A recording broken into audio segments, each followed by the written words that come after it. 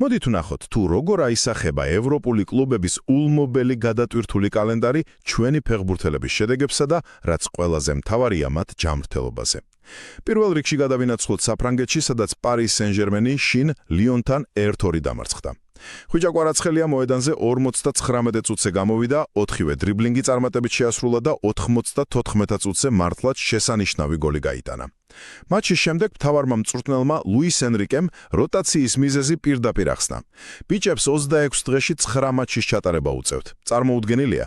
ეს ხომ პირდაპირ გაუჩერებელი მარათონია, რის გამოც ჩნდება სრულიად ლოგიკური კითხვა, არის თუ არა ეს ტემპი ადამიანური შესაძლებლობების ზღვარზე. მეორე და სამწუხაროდ გაცილებით მძიმე შედეგი ამ გიჟურმა გრაფიკმა გიორგი მამარდაშვილის შემთხვევაში მოიტანა. ლივერპულისა და ევერტონის დაძაბულ მატჩში, რომელიც ვან დაიტის ბოლო წუთზე გატანილი გოლით 2-1 დასრულდა, გიორგი 44 წუთზე მძიმე დაშავდა.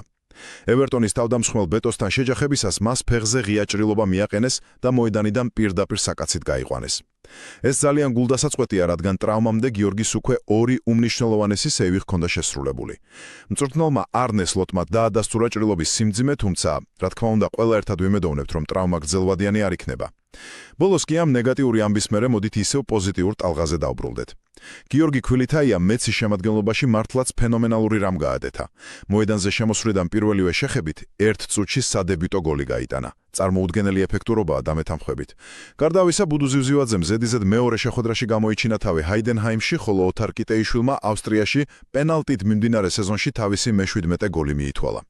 მოკლედ რომ ვთქვათ, მამარდაშვილის გულდასაწყვეტი ტრავმის მიუხედავად, ქართველი ფეხბურთელების ინდივიდუალური ოსტატობა და ეფექტური გოლები ევროპულ მოედანებზე კვლავ ჩვენს მთავარ სალაპარაკო თემად რჩება.